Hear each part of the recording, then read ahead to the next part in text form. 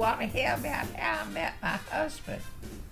Well, I was an airline stewardess. I flew with Waterman Airline. And most of our pilots, in fact, all of our pilots, were ex-servicemen. As they mustered out of the Navy, the man in charge of the airline contacted them and brought them here to fly for Waterman because he knew them all and he knew they were all good pilots. So we were having a hostess meeting, and the chief stewardess told all of us in the meeting, there were 14 of us there, and she said, now we have a new pilot coming, but she says, he's mine. None of you are to even look at him. She said, I flew the whole wall with him. She was a flight nurse. And she says, I've been waiting for the war to end so I can get my hands on him. Well, we just all thought that was a big joke and died laughing. And the girl sitting next to me said, I don't want him, do you? I said, no, I'm not interested in him at all. So Harvey came to the airline, and I was on a trip coming south from Muscle Shoals, and he was on a plane going north. And we met on the tarmac in Birmingham. And he asked the co-pilot, he says, which one is that one? I haven't met that one. And the co-pilot told him, says, well, that's Kitty Phillips. And Harvey said, I'm going to marry her.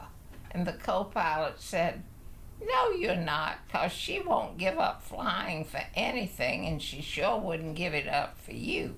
So that was the end of that conversation. So the next day, when the station wagon came by to pick me up, Harvey was the captain of the flight. So he was already out in the station wagon. So when I went out to climb in, he got out and opened the door and bowed from the waist. He says, get in, you old maid, you. And it made me so mad. I said, I want you to know I'm an old maid by choice, and don't you ever forget that. And I got in the station wagon, and on the drive out there, he said, have you had any lunch? And I said, no, you came too soon. He says, well, I'll buy you some iced tea, but you don't need any food. You're big enough. I said, how do you know what size I am? He says, I can look at you and see. You're at the weight limit. We had a weight limit of 125 pounds. So when we got out there, we finally got the passengers aboard and took off. And I went up to the cabin like I always do and to find out what they wanted to drink.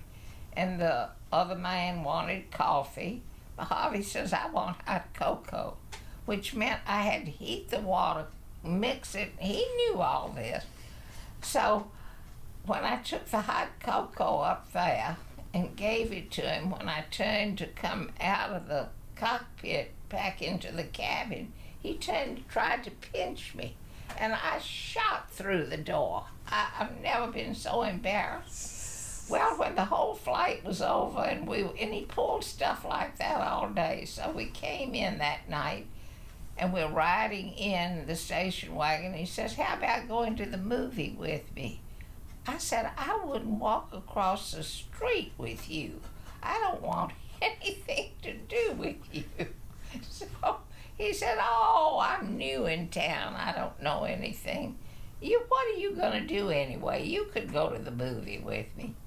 So I thought, well, what am I going to do? Go home and sit at 7 o'clock at night? So I said, okay, then I'll go. So he came over, picked me up, and we rode the bus down to the movie. And he had taken off his uniform and had on a suit. The first time I had seen him in civilian clothes. But riding down on the bus, he kept trying to put his arm around me and all. I said, we don't do that in the South. You just ride, sit and ride. So we get to the movie, and he buys this big thing of popcorn, and we sit down, and I said, well, do I get any popcorn? No, you don't need any popcorn. It's all for me. And he ate the bag of popcorn. Well, by the time we came home and got up on the front porch, I literally could have killed him. I have never had any man make me so mad. So we got on the porch and I said, I enjoyed the movie, thank you, good night, I'll see you tomorrow. He says, oh no, wait. And he grabbed me by the arm and he pulled me back and pushed me against that white stucco post out there, and he kissed the very daylights out of me. And I just melted.